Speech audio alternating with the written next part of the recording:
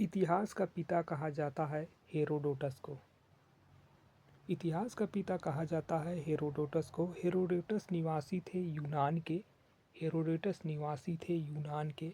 पहिए या कृषि का आविष्कार हुआ था नवपाषाण काल में।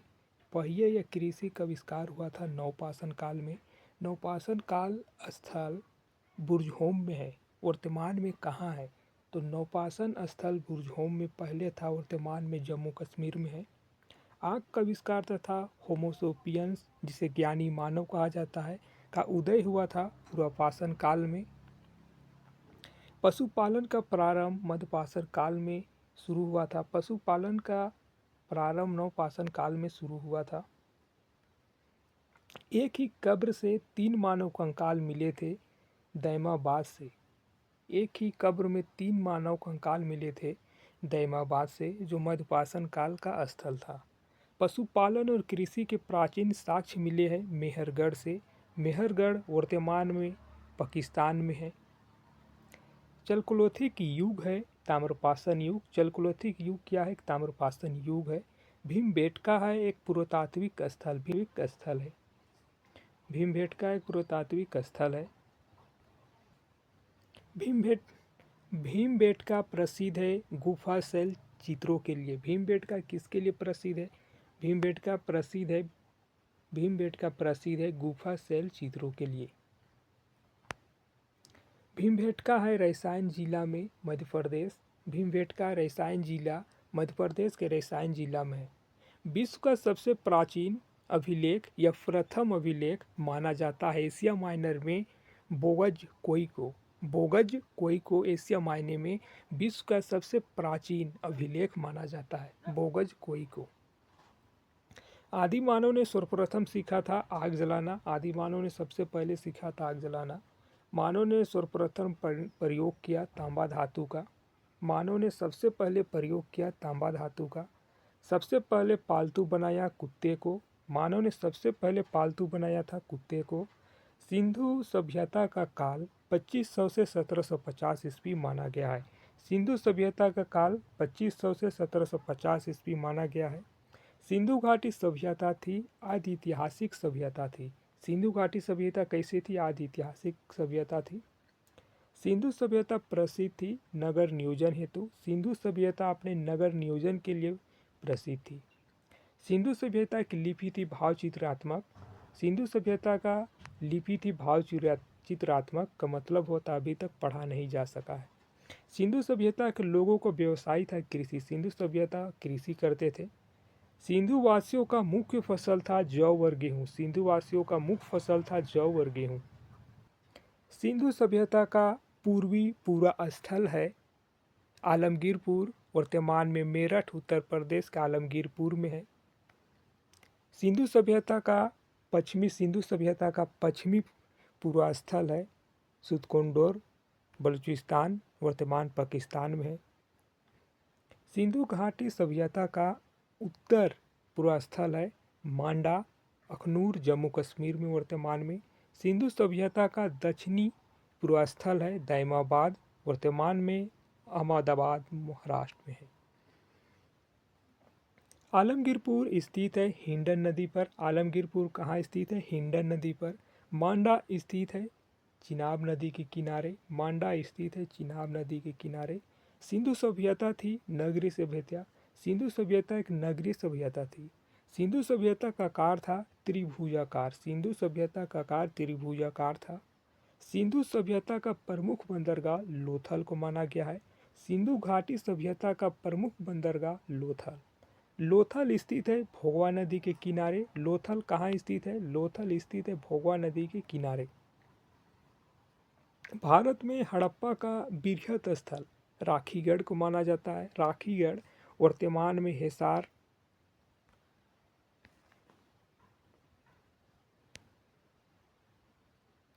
भारत में हड़प्पा का बृहत स्थल राखीगढ़ को माना जाता है। राखीगढ़ वर्तमान में हरियाणा में घग्गर नदी के तट पर है। सिंधुवासी पूजा करते थे। सिंधुवासियों ने पशुपति की पूजा करते थे। हड़प्पा या सिंधु सभ्यता के बारे में सबसे पहले जानकारी दी थी हड़प्पा स्थित है पाकिस्तान के पंजाब प्रांत के मोंटगोमरी जिला में रावी नदी के तट पर। हड़प्पा स्थित है रावी नदी के तट पर, वर्तमान में पंजाब में। रावी या इरावती नदी का प्राचीन नाम परुसनी को माना जाता है, परुसनी था। रावी या इरावती नदी का प्राचीन नाम परुसनी है। हड़प्पा की खोज दयाराम साहनी ने 1921 में किया था। हड़प्पा की खोज दयाराम साहनी ने 1921 में किया था। हड़प्पा की सभ्यता थी कंसयुगीन सभ्यता। हड़प्पा सभ्यता कैसी थी? कंसयुगीन सभ्यता थी। हड़प्पा समाज थी मातृसत्तात्मक। हड़प्पा सभ्यता मातृसत्तात्मक थी। स्वास्थ्यिक चेन देन है हड़प्पा की। स्वास्थ्यिक चेन किसकी देन है? हड़प्पा सभ्यता की देन है। हड़प्पा निवासी का रुचि था शतरंज खेल में। हड़प्पा वासी किस खेल खेलते थे? शतरंज खेल खेलते थे। धोलावीरा स्थित है गुजरात, वर्तमान कच्छ जिला में। गुजरात के कच्छ जिला में धोलावीरा स्थित है, गुजरात में, गुजरात के कच्छ जिले में। R37 कब्रिस्तान मिला है हड़प्पा से। तो R37 कब्रिस्तान कहाँ से मिला है? हड़प्पा से मिला है। हड़प्पा के लोग अनभिज्ञ थे, मतलब हड़प्पा के लोग लोहा को नहीं जानते थे। हड़प्पा के लोग क्या को नहीं जानते थे? लोहा को नहीं जानते थे। हड़प्पा की मुहरें बनी थी सेल खड़ी की। हड़प्पा लोगों का मुहरे मतलब मोहर बनी हुई थी सेल खड़ी की। हड़प्पा में मिट्टी के बर्तन पर प्रयुक्त रंग लाल रंग था। हड़प्पा सभ्यता के लोगों का बर्तन में रंग कैसा था? लाल रंग का था। मोहनजोदड़ो एवं हड़प्पा की पुरातात्विक खुदाई के प्रभारी थे सर जॉन मार्शल। मोहनजोदड़ो में हड़प्पा की पुरातात्विक खुदाई के प्रभारी थे सर जॉन मार्शल थे। मिस्र के राजा कहलाते थे फराहो। मिस्र के राजा क्या कहलाते थे? फराहो कहलाते थे। लिपस्टिक के साक्ष्य मिले हैं चंदहुदड़ो से। लिपस्टिक के साक्ष्य कहाँ से मिले हैं? चंदहुदड़ो से मिले हैं। चावल के साक्ष्य कहाँ से मिले? लोथल एवं रंगपुर से मिले। चावल के साक्ष्य मतलब चावल कहाँ से मिला है, उसका साबूत कहाँ से मिला है? तो लोथल एवं रंगपुर से मिला है। युग्म समाधान मिला है लोथल से। युग्म समाधान मिला है लोथल से। जूते हुए खेत के साक्ष्य मिले हैं कालीबंगा से। कालीबंगा का अर्थ है लाल रंग की चूड़िया। कालीबंगा का क्या अर्थ है? तो लाल रंग की चूड़िया। अग्निकुंड प्राप्त हुआ है लोथल एवं कालीबंगा से। अग्निकुंड कहाँ से प्राप्त हुआ है? लोथल एवं कालीबंगा से प्राप्त हुआ है। हल का टेराकोटा मिला है बनावाली से। हल का साक्ष्य कहाँ से मिला है? हल का जोते हुए हल वाला हल बनावाली से मिला है। घोड़े के हड्डी के अवशेष मिले हैं सुरकोटदा से। घोड़े के अवशेष मिले हैं सुरकोटदा से। सुरकोटदा किस राज्य में स्थित है? गुजरात में स्थित है।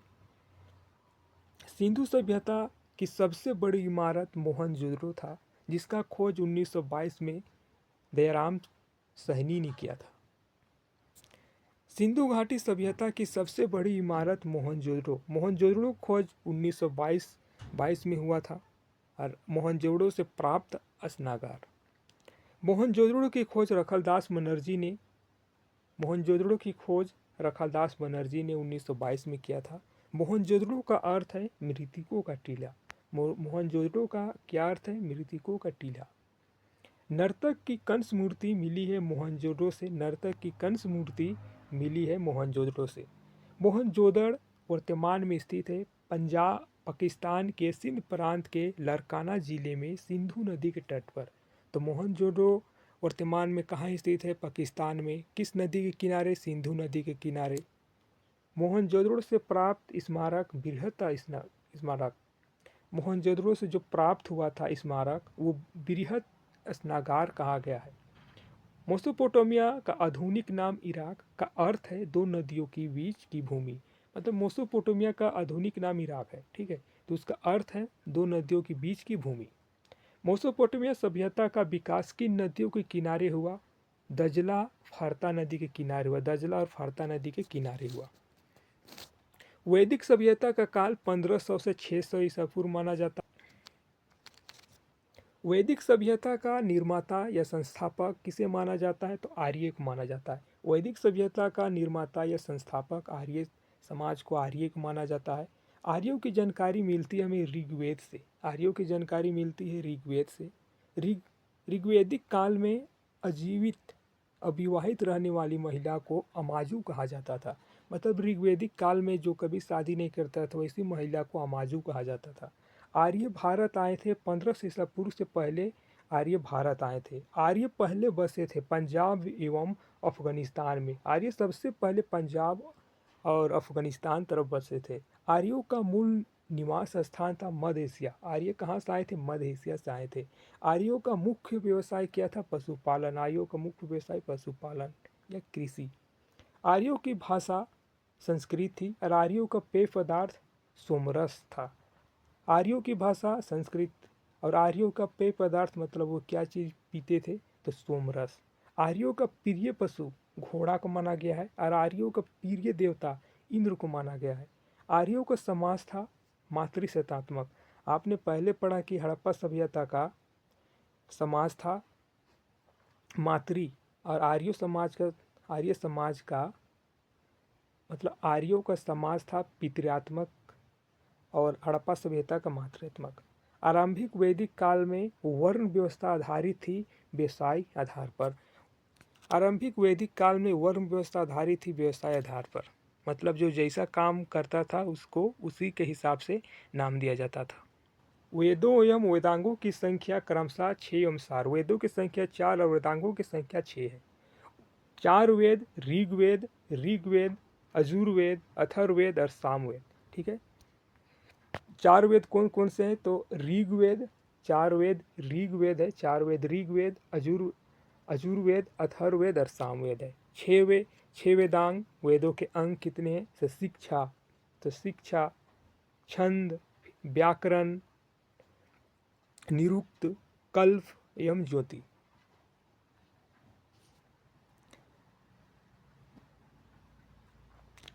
छह वेदांग वेदों के नाम हैं शिक्षा, छंद, व्याकरण, निरुक्त, कल्प और ज्योतिष। वैदिक रचनाओं का संग्रहित रूप है संहिता। वैदिक रचनाओं के संयुक्त रूप को संहिता कहा जाता है। सबसे प्राचीन वेद ऋग्वेद। सबसे प्राचीन वेद कौन सा है? ऋग्वेद है। उसमें सूक्त 1018 है। सबसे प्राचीन वेद ऋग्वेद, सूक्त 1018। ऋग्वेद संकलनकर्ता कृष्ण द्रुपाये वेद व्यास को माना जाता है। ऋग्वेद के संकलनकर्ता मतलब ऋग्वेद के बारे में जाना था कृष्ण द्रुपयाय वेद व्यास। ऋग्वेद रचनाओं को पढ़ने वाले ऋषि को होत्री कहा जाता है। ऋग्वेद रचनाओं को पढ़ने वाले ऋषि को होत्री कहा जाता है। ऋग्वेद में कितनी नदियाँ वर्णित की गई? ऋग्वेद में 25 नदियाँ वर्णित की गई है। ऋग्वेद में सर्वाधिक बार वर्णित नदी है सिंधु नदी वर्णित है। ऋग्वेद में वर्णित सबसे पवित्र नदी सरस्वती नदी को माना गया है। ऋग्वेद में भारत में वैदिक सभ्यता विकसित हुई थी सरस्वती नदी के किनारे। भारत में वैदिक सभ्यता विकसित हुई थी सरस्वती नदी के किनारे। ऋग्वेद में गंगा का उल्लेख एक बार मिलता है और यमुना का उल्लेख 3 बार मिलता है। ऋग्वेद में गंगा को 1 बार वर्णन किया गया है और यमुना को 3 बार। ऋग्वेद में वर्णित प्रमुख देवता इंद्र को माना गया है। ऋग्वेद में प्रमुख देवता इंद्र को माना गया है जिसे पुरंदर भी कहा जाता है। गायत्री मंत्र है ऋग्वेद के तीसरे मंडल में। गायत्री मंत्र ऋग्वेद के तीसरे मंडल में लिखा गया है। गायत्री मंत्र के रचनाकार विश्वामित्र को माना जाता है। विश्वामित्र है गायत्री मंत्र के रचनाकार विश्वामित्र है। गायत्री मंत्र समर्पित है सूर्य देवता सावित्री को। गायत्री मंत्र समर्पित है सूर्य देवता सावित्री को। नाट्य शास्त्र के रचयिता थे भरत मुनि। नाट्य शास्त्र के रचयिता थे भरत मुनि।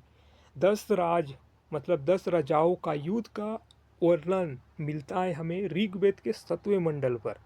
10 राजाओं का युद्ध या 10 राज युद्ध, आप दो जो भी बोल सकते हैं, का उल्लेख मिलता है ऋग्वेद के 7वें मंडल में।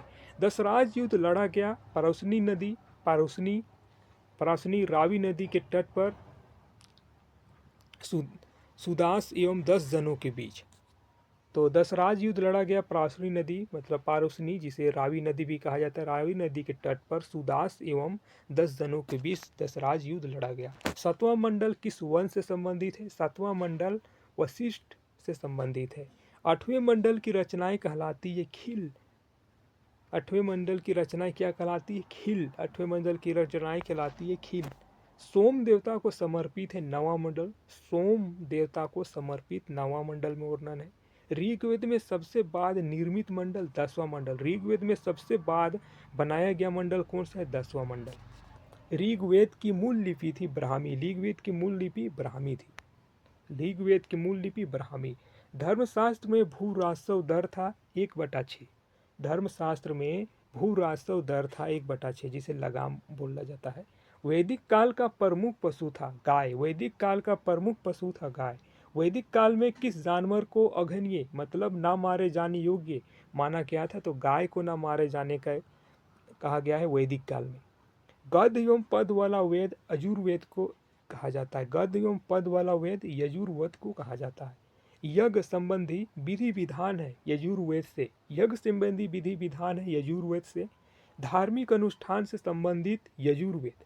धार्मिक अनुष्ठान से संबंधित वेद कहलाता है का वर्णन है यजुर्वेद में। तंत्र मंत्र जादू टोना संग्रहित वेद अथर्ववेद में है। तंत्र मंत्र जादू टोना संग्रहित वेद अथर्ववेद में है। अथर्ववेद का एक संग्रह 20 खंड का है। अथर्ववेदक एक संग्रहण है 20 खंडों का। अथर्ववेद में पुराणों का राजा बताया गया है राजा परीक्षित को। अथर्ववेद में पुराणों का राजा बताया गया है राजा परीक्षित को। अथर्ववेद में पराजित की 2 पुत्रियां कहा गया है सभा एवं समिति को। मतलब अथर्ववेद में प्रजापति की 2 पतियां कहा गया है सभा एवं समिति को। अथर्ववेद में प्रजापति की 2 पुत्रियां कहा गया है सभा एवं समिति को बताया गया है। भारतीय संगीत का जनक सामवेद को माना जाता है। भारतीय संगीत का जनक सामवेद। सामवेद में सूक्त की संख्या है 10 व 18। सामवेद या यजुर्वेद के मंत्रों को आचरण करने वाले ऋषि कहलाते थे उद्र या अध्र। सामवेद या यजुर्वेद के मंत्रों को उच्चारण करने वाले ऋषि को कहा जाता था उद्रता एवं अध्रयु। ऐत्रेय ब्राह्मण संबंधित है ऋग्वेद से। पंचविंश ब्राह्मण संबंधित है सामवेद से। गोपथ ब्राह्मण संबंधित है अथर्ववेद से। शतपथ ब्राह्मण संबंधित है यजुर्वेद से। देखिए, ऐत्रेय ब्राह्मण संबंधित है ऋग्वेद से। पंचविंश ब्राह्मण संबंधित है सामवेद से। गोपथ ब्राह्मण संबंधित है अथर्ववेद से। शतपथ ब्राह्मण संबंधित है यजुर्वेद से। राज्याभिषेक समारोह का विवरण किया गया है ऐत्रेय ब्राह्मण में। राज्याभिषेक समारोह का बारे में बताया गया है ऐत्रेय ब्राह्मण में। उत्तर वैदिक काल के संबंध में जानकारी मिलता है सामवेद यजुर्वेद अथर्ववेद से। उत्तर वैदिक काल के संबंध में जानकारी हमें मिलता है सामवेद से यजुर्वेद से अथर्ववेद से। उत्तर वैदिक कालीन समाज किन 4 वर्णों में विभक्त था? ब्राह्मण, क्षत्रिय, वैश्य एवं शूद्र। उत्तर वैदिक कालिक समाज किन 4 वर्णों में विभक्त था? तो ब्राह्मण, क्षत्रिय, वैश्य तथा शूद्र। 4 वर्ण ब्राह्मण, क्षत्रिय, वैश्य, शूद्र का उल्लेख मिलता है ऋग्वेद के पुरुष सूक्त में। ऋग्वेद के पुरुष सूक्त में गोत्र शब्द की उत्पत्ति हुआ है उत्तर वैदिक काल में। गोत्र शब्द की उत्पत्ति उत्तर वैदिक काल में हुआ है। उत्तर वैदिक काल के प्रमुख देवता को प्रजापति कहा जाता था। उत्तर वैदिक के प्रमुख देवता था प्रजापति। पुराणों की कुल संख्या 18 का अध्ययन करने वाला प्रथम मुसलमान था अल-बिरूनी। पुराणों का अध्ययन करने वाला प्रथम मुसलमान अल-बिरूनी। पुराणों की कुल संख्या 18।